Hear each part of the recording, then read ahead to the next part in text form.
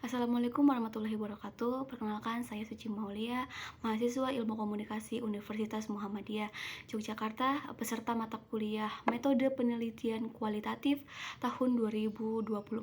Pada video kali ini, saya akan menjelaskan tentang analisis framing. Yang pertama itu ada definisi dan konsep dasar analisis framing.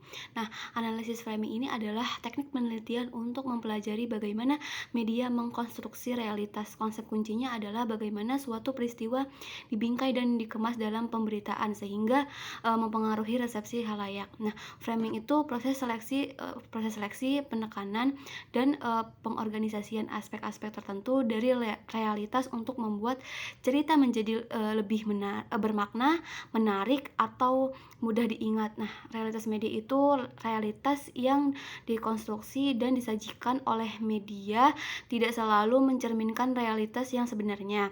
Nah, agenda setting itu media memiliki kemampuan untuk memengaruhi apa yang dianggap penting oleh masyarakat. Yang kedua itu ada konsep analisis framing.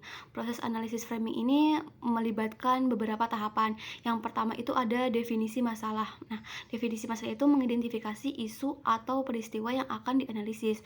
Dan yang kedua itu ada diagnosa penyebab. Nah, itu tuh menentukan faktor-faktor yang menyebabkan masalah tersebut. Nah, yang ketiga itu ada evaluasi moral.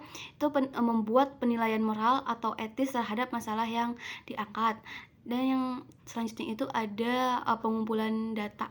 Nah, pengumpulan data dalam analisis framing. Data yang dikumpulkan dalam analisis framing itu meliputi yang pertama ada teks berita, itu mencakup judul, lead, kutipan, foto, dan elemen visual lainnya. Yang kedua itu ada konteks pemberitaan. Itu ada latar belakang, situasi dan kondisi yang mempengaruhi pemberitaan. Dan yang ketiga itu ada sumber informasi. Sumber informasi ini ada pihak-pihak yang dikutip dan dijadikan sumber dalam pemberitaan. Nah, yang selanjutnya itu ada teknik analisis framing.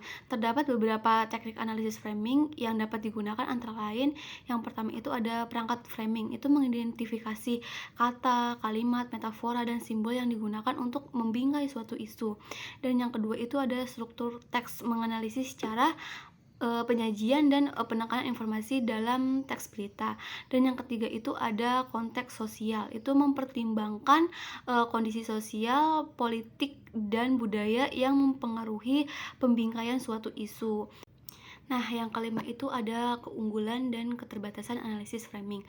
Nah, keunggulan ini memahami konstruksi realitas media, mengungkapkan perspektif, dan menganalisis ideologi yang terkandung dalam pemberitaan. Nah, sedangkan keterbatasan itu subjektivitas peneliti dalam menafsirkan data, kesulitan menggeneralisasi hasil, dan keterbatasan dalam menjelaskan efek pemberitaan. Nah, yang terakhir itu ada contoh penerapan analisis framing itu seperti pembingkaian. Contohnya itu ada pembingkaian isu COVID-19. Nah, bagaimana media membingkai dan menyajikan isu pandemi COVID-19 dapat mempengaruhi persepsi, sikap, dan respon masyarakat.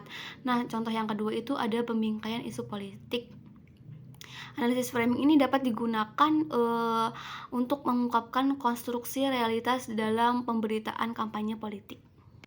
Sekian penjelasan dari saya, kurang lebihnya mohon maaf apabila ada kesalahan. Saya ucapkan terima kasih. Wassalamualaikum warahmatullahi wabarakatuh.